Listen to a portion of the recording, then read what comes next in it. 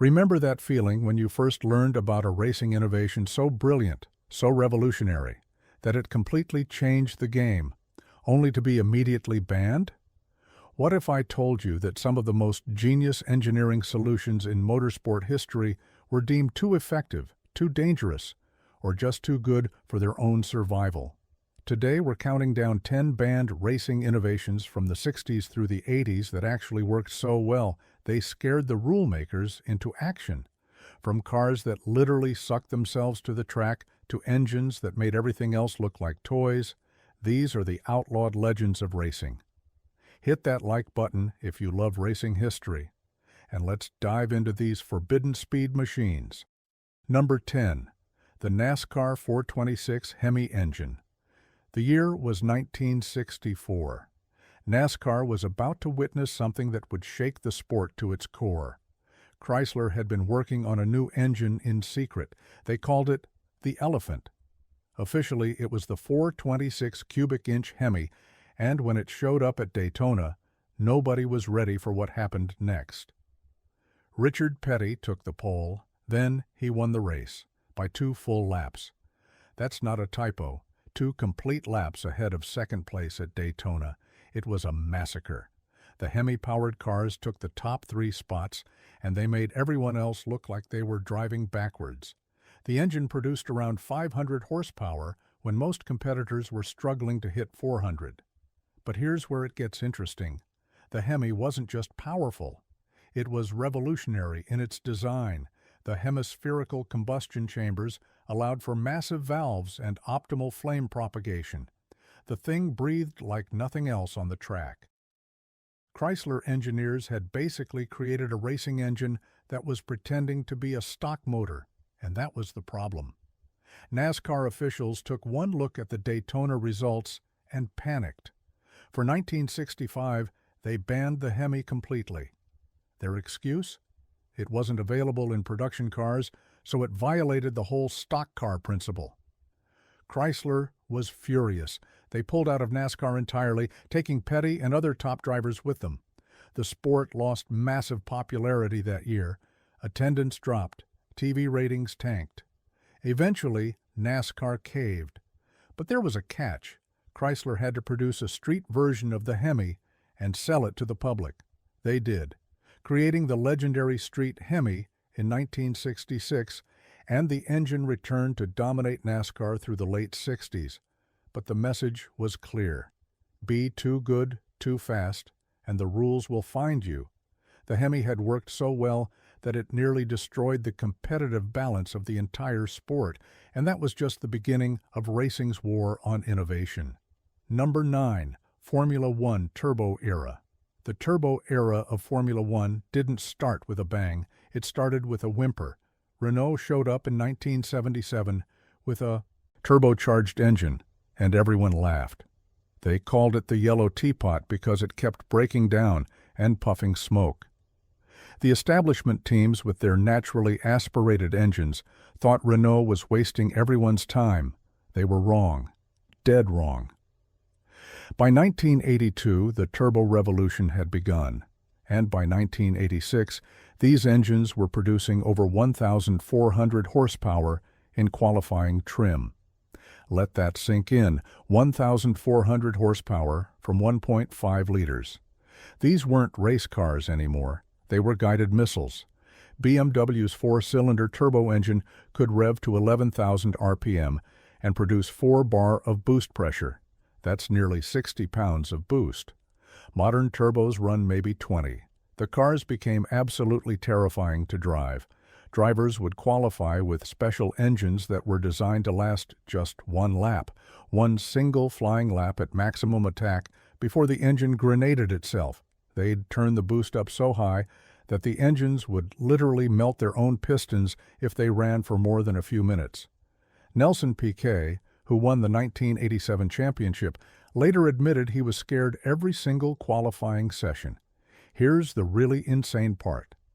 The teams were spending $50 million a year just on engines. Honda was reportedly using a new engine for every session. Practice, qualifying, warm-up, race. 4 engines per car per weekend. The technology was advancing so fast that an engine from the start of the season would be 100 horsepower down by the end. The FIA watched as speeds went through the roof and costs spiraled out of control. They tried to limit boost pressure. The teams found ways around it. They tried to limit fuel capacity. The teams developed exotic fuel blends that were basically rocket fuel. By 1988, the governing body had seen enough. Turbos would be banned completely from 1989. The naturally aspirated engines that replaced them made half the power. Formula One had successfully innovated itself into a corner and been forced to take a massive step backwards. Number 8. High-mounted Formula One. Wings. 1968 was the year Formula One discovered downforce. Really discovered it. Not the little lip spoilers and tiny fins they'd been playing with.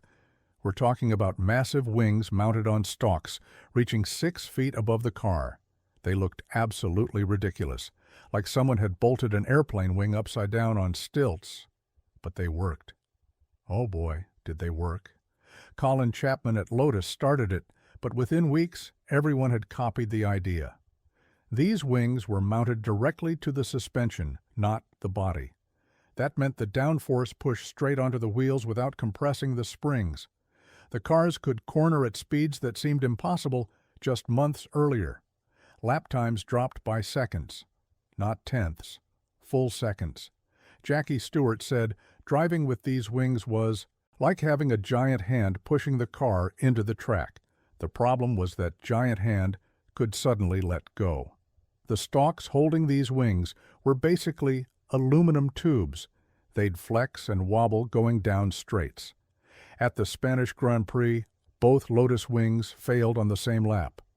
Graham Hill and Jochen Rindt crashed almost identically, their cars launching into the air when the wings collapsed. But it was Spa that ended the party. Jackie Stewart's wing failed at 140 miles per hour. His car flew off the track, hit a house, and he ended up upside down with fuel pouring over him. He survived, barely. The very next race, the FIA banned high wings completely. From then on, wings had to be fixed to the body and couldn't extend beyond specific dimensions. The teams had proven that massive downforce was possible. They'd also proven that racing cars could fly if something went wrong. In just 4 months, high wings had revolutionized Formula One and been outlawed forever. The sport had learned a valuable lesson about the difference between innovation and insanity. Some say the line is thinner than you'd think. The 1968 season proved they were right. Number 7. NASCAR winged Aero Warriors, 1969. NASCAR's super speedways had a problem. The cars were hitting an aerodynamic wall around 180 miles per hour. The boxy bodies of standard stock cars were like pushing a barn door through the air. Then Dodge did something nobody expected. They went full airplane. The Charger Daytona was born. It had a massive pointed nose cone that extended the car by 18 inches. And then there was the wing, 23 inches tall, mounted on the trunk, looking like something stolen from a Cessna. NASCAR teams took one look and burst out laughing. Until it hit the track. The Daytona broke 200 miles per hour in testing, the first stock car ever to do it. Plymouth watched Dodge's success and said, "Hold my beer." They created the Superbird specifically to lure Richard Petty back from Ford. The nose was even more radical. The wing was adjustable. These cars looked like cartoon rockets, but they dominated super speedways in 1970. Petty won 8 races. Pete Hamilton won the Daytona 500. The Aero Warriors were unstoppable. But here's what killed them. NASCAR's France family was terrified. These weren't stock cars anymore. They were purpose-built racing machines that happened to look vaguely like street cars if you squinted. The speeds were getting dangerous. The technology was expensive. Smaller teams couldn't compete. The racing was becoming processional at superspeedways because the Aero cars were so superior. For 1971, NASCAR dropped the hammer. Any car with special aero modifications would be limited to 305 cubic inches of engine displacement. Everyone else got 430. That's a 125 cubic inch penalty. It was a death sentence. The wings and nose cones disappeared overnight. The Aero warriors had lived fast and died young. 2 years of complete dominance ended by a single rule change. Today, those winged warriors are worth millions to collectors. Back then, dealers couldn't give them away. They were too weird for the street, too banned for the track. Number 6. Ground effect sliding skirts, 1978. Lotus Formula One designer Peter Wright made a discovery that would change racing forever. If you shaped the underside of a car like an inverted wing and sealed the sides to the ground, you could generate massive downforce without the drag penalty of regular wings. Ground effect was born, and it was about to break everything. The Lotus 79 didn't just win. It annihilated the competition. Mario Andretti took 6 wins and the championship. The car was sometimes 2 seconds per lap faster than non-ground effect cars. 2 seconds in Formula One is like bringing a gun to a knife fight. But here's the secret sauce: the sliding skirts. These skirts were spring-loaded panels that moved up and down to maintain a seal with the track surface.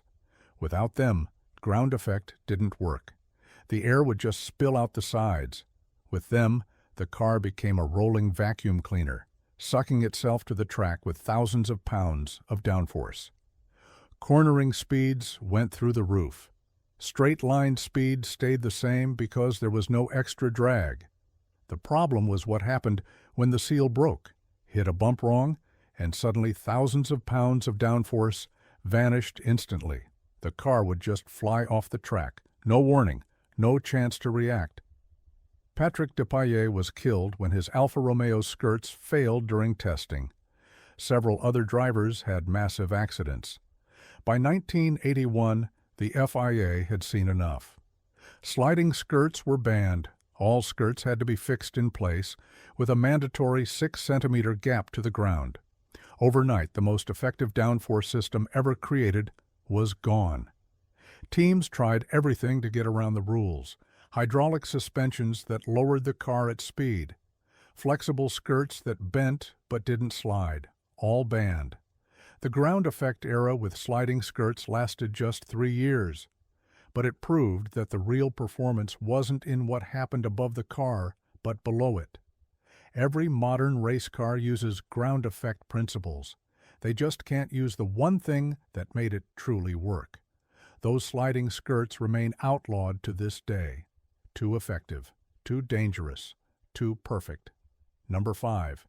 Tyrrell P34 six-wheeler, 1976. Every Formula One car on the grid had 4 wheels. Then, Tyrrell showed up with 6. People thought it was a joke, a publicity stunt.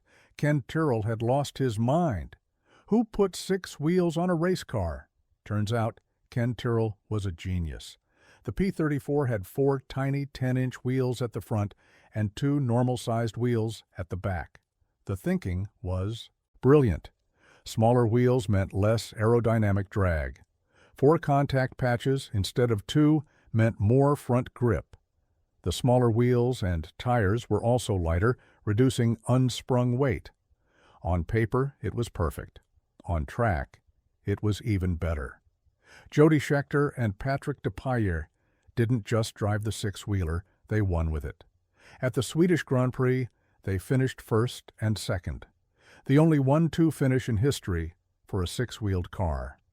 The P34 was competitive all season, taking 10 podiums. It wasn't a gimmick. It was a legitimate innovation that worked. But here's what killed it. Goodyear, the tire supplier, couldn't keep up with development. The tiny front tires needed constant refinement to match the improvements being made to the normal-sized rears. By 1977, the tire disadvantage was too much. Then other teams started complaining. March was developing a 6-wheeled car with 4 wheels at the back. Ferrari was rumoring a 6-wheeler too. The FIA looked at the grid potentially becoming a circus of multi-wheeled creations and decided enough was enough. From 1983, all cars must have 4 wheels, no more, no less. The 6-wheeler experiment was over. Ken Tyrrell had proven that thinking outside the box could work. He'd also proven that sometimes being too creative gets you regulated out of existence. The P34 remains the only 6-wheeled car to win a Formula One race. It will also be the last. Number 4. Indy Turbine Cars. 1967, Indianapolis Motor Speedway. Andy Granatelli showed up with something that didn't belong on a racetrack. The STP Paxton turbo car had a Pratt and Whitney helicopter turbine making 550 horsepower. It didn't sound like a race car, it sounded like a jet airplane spooling up. The establishment teams called it a freak show. Then qualifying happened. Parnelli Jones put it on pole by nearly 4 miles per hour. In the race, he led 171 of 200 laps. He was 43 seconds ahead when a $6 bearing failed with 3 laps to go. The racing world collectively exhaled. The turbine had almost won. Almost. 1968, Granatelli came back with Lotus. The Type 56 had a smaller turbine, 4-wheel drive, and a wedge-shaped body. Joe Leonard put it on pole.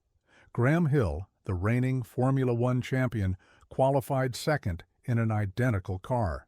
Bobby Unser qualified third in another turbine car. The grid was turning into a turbine showcase. Leonard led the first lap by 100 yards. Not feet, yards. He was pulling away at over a second per lap. The turbines had massive advantages. No gearbox meant no power loss during shifts. Incredible throttle response. They could run any fuel, even whiskey if you wanted. The torque curve was basically a flat line of maximum power. But here's what scared everyone. These weren't racing engines. They were aircraft engines, slightly modified for ground use. If turbines took over, a century of piston engine development became worthless overnight. The entire infrastructure of racing would need to change. Traditional engine builders would go bankrupt. USAC panicked. For 1969, they limited turbine inlet area to kill power. Then in 1970, they banned turbines completely. The official reason was safety. The real reason was fear. Fear that Indianapolis would become a turbine-only race. Fear that tradition would die. The turbine cars had worked too well. They'd threatened the very identity of American racing, so they had to go. Racing would remain loud, inefficient, and traditional. Just the way everyone wanted it. Number 3.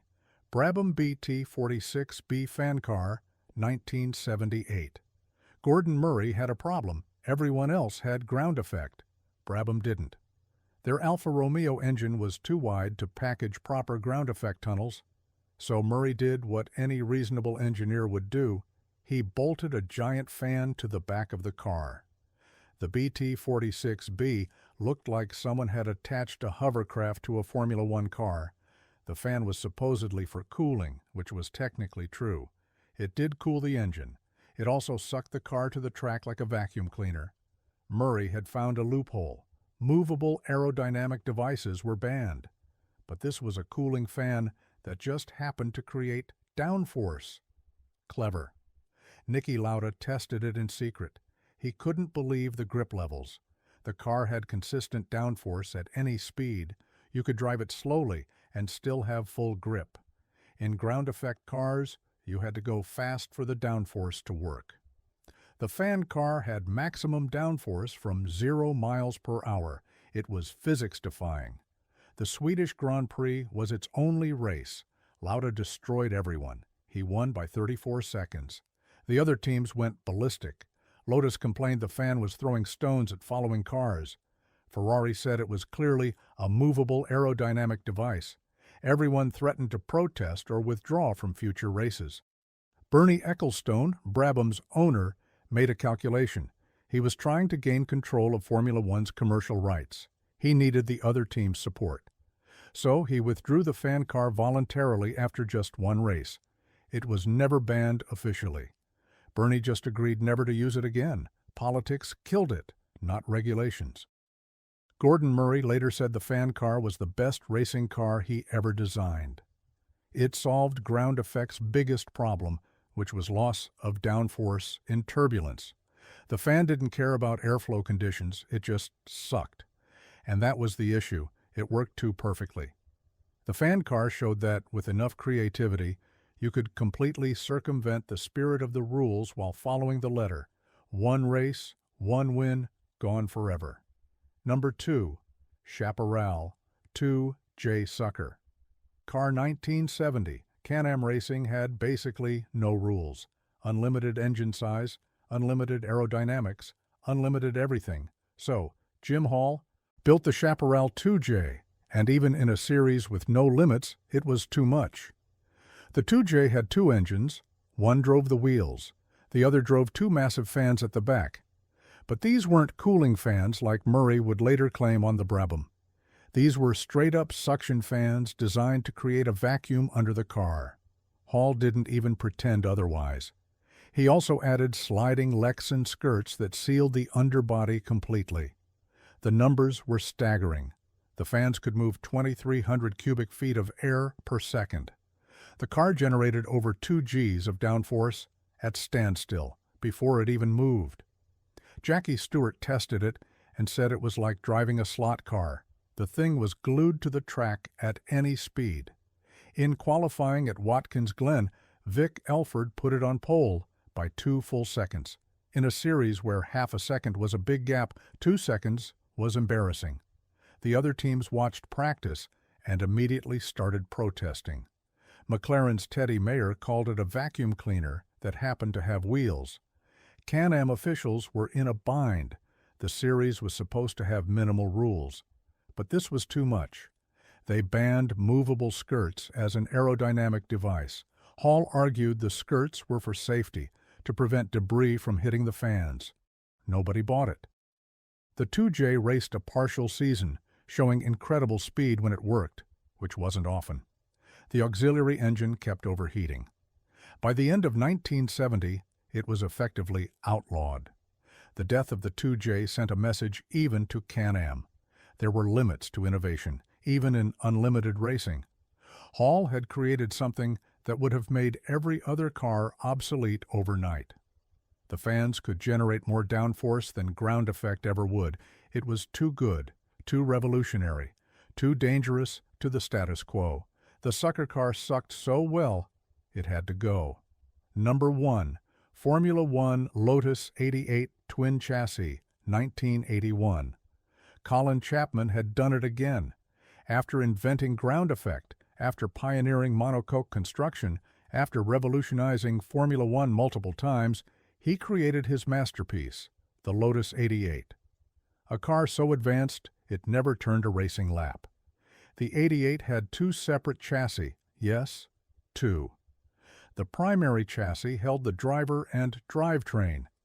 The secondary chassis was basically an aerodynamic shell that could move independently. The inner chassis handled all the mechanical loads. The outer chassis handled all the aerodynamic loads. They were connected by springs, allowing the aero chassis to stay at a constant ride height while the mechanical chassis moved with the suspension. Think about that for a second. Chapman had solved the fundamental problem of race car design. You want soft suspension for mechanical grip, but stiff suspension for aerodynamic consistency. With 2 chassis, you could have both. The aero stayed perfect while the suspension did its job. It was genius. In testing, the 88 was devastatingly quick. Elio De Angelis reportedly went 1.5 seconds faster than anything else Lotus had. The car maintained perfect ground effect, regardless of bumps or roll. Other teams took one look at the concept and panicked. If this was legal, everyone would need twin chassis cars immediately. Ferrari and Williams led the protests. They argued it was a movable aerodynamic device since the body could move relative to the wheels. Chapman argued it was just an advanced suspension system. The FIA sided with the protesters. The 88 was banned before its first race. Chapman tried to run it anyway at Long Beach. Officials literally pushed it off the grid. Chapman was furious. He'd spent millions developing the ultimate racing car, only to have politics kill it. He believed the 88 would have dominated 1981. We'll never know. What we do know is that the twin chassis concept was so threatening to the establishment that they killed it before it could prove itself. No other car in Formula One history was banned without racing. The Lotus 88 was too innovative to exist. It remains Chapman's lost masterpiece, the car that was too perfect for its own good. And there you have it. That's 10 banned racing innovations that work so well they threaten to break their sports completely. From vacuum cleaners on wheels to twin-chassis Formula One cars that never saw a green flag. Did any of these surprise you?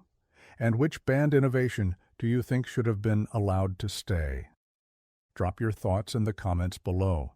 These machines proved that in racing, being too good is sometimes worse than not being good enough.